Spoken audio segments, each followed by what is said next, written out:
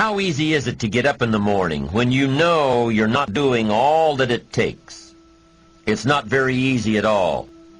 You can just lay there awake thinking, oh, what's a few more minutes in bed? It won't matter much anyway. Wrong. It does matter. It will matter.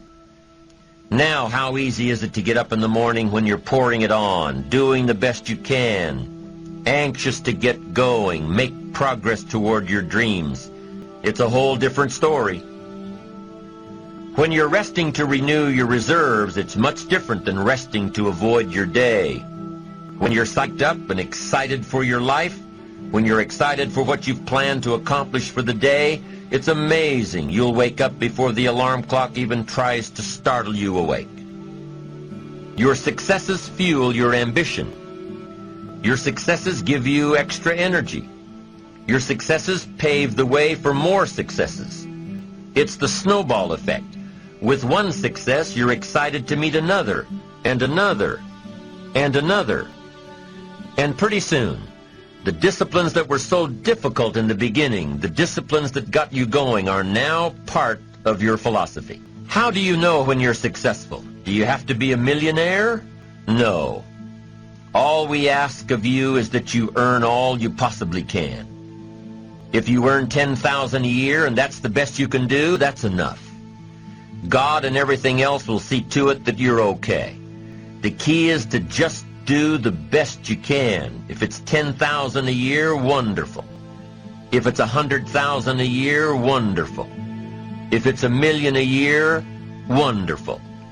It doesn't matter $10,000 a year or $1 million a year. It doesn't matter as long as you've done the best you possibly can. Earn the most you possibly can. Be the most you possibly can. And here's why. The essence of life is growth.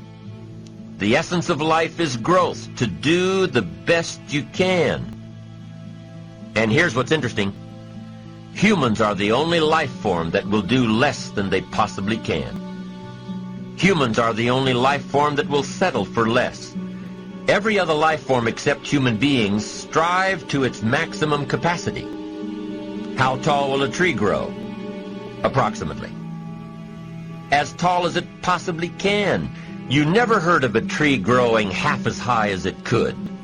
No, trees don't grow half. Trees send their roots down as deep as possible, stretch their limbs up as high as possible, produce every leaf possible and every fruit possible. As a matter of fact, you never heard of a human physically growing half. We keep growing until we're done. Now that's a part of life we can't control. It's genetically coded. And that's probably why we keep growing till we're done. Because we can't control that part. It's the rest of our growing that we control. The growing of our minds, the expansion of our minds, that we can control. And that's what tends to get away from us. All life forms inherently strive to their max except human beings. Now, why wouldn't human beings strive to their maximum possibility? Here's why.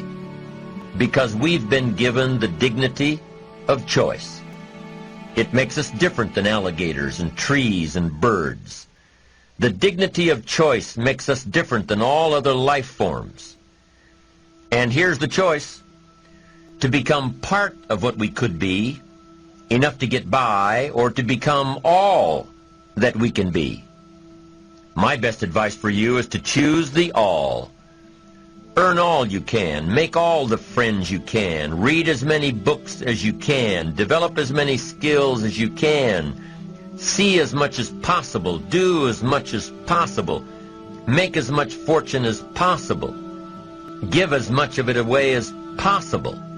The max. There's no life like it. I'm telling you, once I got on track, I've never looked back. Pick up the challenge. Go for it. Take the best of the two easies. Take the route of it's easy to get ahead. It's easy to do all you can. It's easy to succeed. It's easy to have financial freedom. The more you do, the more you get. So the two primary benefits of positive reinforcement are, number one, to build good habits, And number 2, to create more energy to fuel your ambitions, your desires, your achievements. How can you isolate what's working for you and what isn't? How can you make sure that you are reinforcing your positive disciplines? Well, if it isn't apparent, easy to see right away, if what you're doing is happening in such small increments that you're not sure if you're on track, then you need to be writing it down. You need to keep a journal anyway. But if you really aren't sure that what you're doing is making measurable progress, you need to keep a written record. You need to write down everything that may be relevant in your day. What you did, who you saw, what you felt, how it may or may not affect you now and in the future. The best way to track your activities of the day is to write them down. The best way to track your activities of the week is to write them down. The best way to analyze your progress through the year is to have written it down. Why? So you can look back on it. Because by keeping a written record of your life, you will be more accountable. By putting into writing the action steps that you have planned, you will easily see what works and what doesn't. Most people just try to get through the day, never writing anything down, never keeping track of their progress along the way, never really knowing if they are doing all they can to reach their goals, to drive their ambition. But gifted people learn to get from the day. They don't let a day end without picking up some valuable experience, some emotional content, some idea that may positively affect their future. To get the most from a day, to learn the most from a day, you need to be able to reflect on the day. And how can you reflect on a day unless you record it in history? Thank you for watching. Subscribe now for more videos.